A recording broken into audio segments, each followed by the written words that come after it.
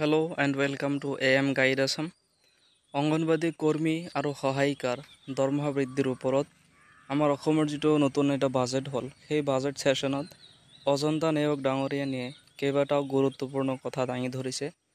কৰ্মী আৰু সহায়িকাৰ দৰমহা বৃদ্ধিৰ যি সমস্যা আৰু তেওঁলোকে সমাজৰ প্ৰতি আগবঢ়োৱা যি তেওঁলোকৰ অৱদান সেই সম্বন্ধে অজন্তা নেওগ ডাঙৰীয়ানীয়ে তথ্য দাঙি ধৰিছে আৰু কৈছে তেওঁলোকৰ দৰমহা বৃদ্ধি হ'ব লাগে আৰু কেতিয়ালৈকে দৰমহা বৃদ্ধি হ'ব। বিজেপি চৰকাৰ অহাৰ আগতে তেওঁলোকৰ দৰমহা কিমান আছিল আৰু বৰ্তমান তেওঁলোকে কিমানকৈ পাই আছে, তাৰ লগতে অন্যান্য ৰাজ্যবোৰত অংগনবাদী কৰ্মী আৰু সহায়িকাৰ দৰমহা কিমানকৈ দিয়া হ'ব বা দিয়া হয় আৰু অসমত কিমানকৈ বঢ়োৱা হ'ব সেই সম্বন্ধে আমাৰ অসমৰ বিত্তমন্ত্ৰী অজন্তা নেওগ ডাঙৰীয়ানীয়ে কেইবাটাও গুৰুত্বপূৰ্ণ সিদ্ধান্ত লৈছে। গতিকে বাজেট সেশ্যনত অংগনবাদী কৰ্মী আৰু সহায়িকাৰ তেওঁলোকৰ সুবিধাৰ্থে কি সিদ্ধান্ত লোৱা হ'ল আহক আজি এইটো ভিডিঅ'ৰ লাষ্টলৈকে আপোনালোকে চাব, তেতিয়াহ'লে আপোনালোকে গম পাই যাব তেওঁলোকে কি সিদ্ধান্ত লৈছে আৰু কৰ্মী সহায়িকাৰ যি সমস্যা কেতিয়ালৈকে সমাধান হ'ব। অজন্তা নেওগ ডাঙৰীয়ানীৰ যি বক্তব্য আছে তাৰ পৰা আমি ভালদৰে শুনি লওঁ। ধন্যবাদ। Thank you. Question number 66, Sri Atabuddin Mullah. Honorable Minister. উত্তৰ সদনৰ মেজত দিয়া আছে। Supplementary. মই উত্তৰ পাইছোঁ, কিন্তু ইয়াতে মোৰ সাপ্লিমেণ্টাৰী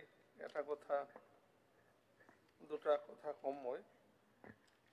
মানে মোৰ সমষ্টিৰ জলেশ্বৰ যিটো ICDS প্ৰজেক্ট, ইয়াৰ আগত ওচৰতে লক্ষীপুৰত এটা প্ৰজেক্ট আছিল, সেই প্ৰজেক্টটো চলি আছিল। 2003 চনত জলেশ্বৰত আন এটা প্ৰজেক্ট হ'ল। ভৌগোলিক এৰিয়া হিচাপে আগৰ পৰাই লক্ষীপুৰৰ প্ৰজেক্টৰ পৰা জলেশ্বৰ এৰিয়াত ভৌগোলিক যিটো জিগ্ৰাফিকেল এৰিয়া তাত ICDS চেণ্টাৰ দি আছিল। কিন্তু যেতিয়া নতুনকৈ জলেশ্বৰ ICDS প্ৰজেক্ট হ'ল, ইয়াৰ আণ্ডাৰতো বহুত চেণ্টাৰ হ'ল। এতিয়া অভাৰলেপিং হোৱাৰ এটা সম্ভাৱনা হৈছে বা তেনেকুৱা অভাৰলেপিং মই দেখিবলৈ পাইছোঁ যে দুটা প্ৰজেক্টৰ মানুহ এটা গাঁৱত এনেকুৱা হৈ আছে।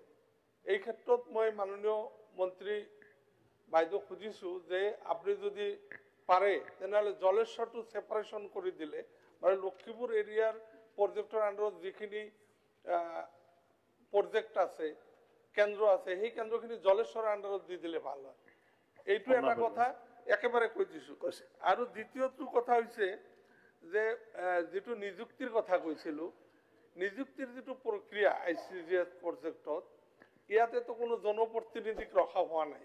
আৰু মই সেইটো কোৱা নাই যে জনপ্ৰতিনিধি ৰাখিব লাগে।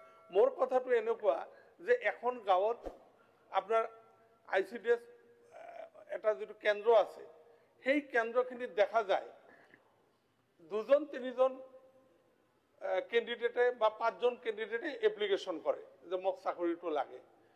দেখা যায় যে অলপ, এতিয়া মই এনেকুৱা কাৰো বিৰুদ্ধেও নকওঁ, আকৌ ক'ব লাগিব এই কাৰণে কুৱেশ্যনটো কৰক আপুনি। মই কৈ আছো ছাৰ, তাৰমানে কোনোবা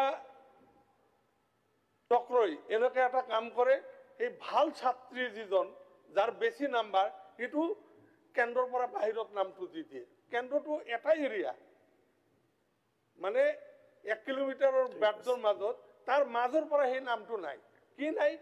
ICDS কেন্দ্ৰত তাৰ নামটো নাই, তাৰমানে তাৰ নাম্বাৰটো বেছি আছে। এনেকুৱা টাইপৰ খেলিবিলাক দেখি আছো। গতিকে মাননীয় মন্ত্ৰী মহোদয়ক এই যে যিটো বিষয় নিযুক্তিৰ যিটো প্ৰক্ৰিয়া, যিটো খেলি মেলি, এই কথাটো কেনেকুৱা সেটেল আপ কৰা যায়, এই কথাটোৰ কাৰণে অনুৰোধ জনাইছোঁ। Honorable Minister.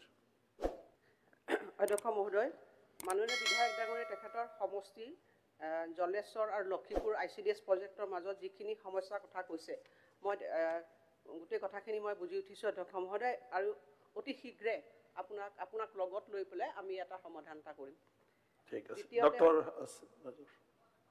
দ্বিতীয়তে অধ্যক্ষ, কাৰণ আমাৰ ইতিমধ্যে গোটেই সমষ্টি ভিত্তিক আমাৰ গোটেই কামবিলাক চলি আছে। আমি অসমত অধ্যক্ষ মহোদয় যেতিয়া সাব ডিষ্ট্ৰিক্টবিলাক হৈ গ'ল সাব ডিষ্ট্ৰিক্টবিলাক হোৱাৰ লগে লগে ইয়াত ICDS যিবিলাক ডেভেলপমেণ্ট প্ৰজেক্ট আছে আমি টাৰ্মিনাছ কৰিবৰ কাৰণে চেষ্টা কৰিছোঁ আগতে এনেকুৱা সমস্যা আছিল যে একোটা বিধানসভা সমষ্টিত দুটা তিনিটা বা বাহিৰৰ পৰা আহি পেলাইও তাত ICDS প্ৰজেক্টবিলাক আছিল তাৰ কাৰণে জনপ্ৰতিনিধিসকলৰ অসুবিধা হৈছিল মনিটৰ কৰিবলৈ আমাৰো অসুবিধা হয় আপোনালোকৰ অসুবিধা হয় সেইখিনি নাইকিয়া কৰিবৰ কাৰণে আমি পাৰ LAC টাৰ্মিনাছ কৰিবৰ কাৰণে চেষ্টা কৰি আছোঁ আপুনি যিখিনি সমস্যাৰ কথা কৈছে মই ডেফিনেটলি মই নোট কৰি লৈছোঁ আৰু ইয়াৰ পিছত এইখিনি নাইকিয়া কৰিবৰ কাৰণে আমি চেষ্টা কৰিম 2 নম্বৰতে আপুনি যিটো নিযুক্তিৰ কথা কৈছে অধ্যক্ষ মহোদয় আমি এই কথাখিনি গভৰ্ণমেণ্ট অফ ইণ্ডিয়াৰ গাইডলাইন্স মতে কৰি থাকোঁ কাৰণ ইয়াৰ নিয়মটোৱে হৈছে যাৰ বেছিকৈ নম্বৰ থাকে মেধাৰ ভিত্তিত এই নিযুক্তিবিলাক হ'ব লাগে কেনেকুৱা যদি অনুমান হৈছে আপুনি যদি মোক স্পেচিফিকভাৱে কয় মই নিশ্চিতভাৱে মই ব্যৱস্থা গ্ৰহণ কৰিম ধন্যবাদ আসিফ ডক্টৰ আসিফ মাননীয় মন্ত্ৰী ডাঙৰীয়ানী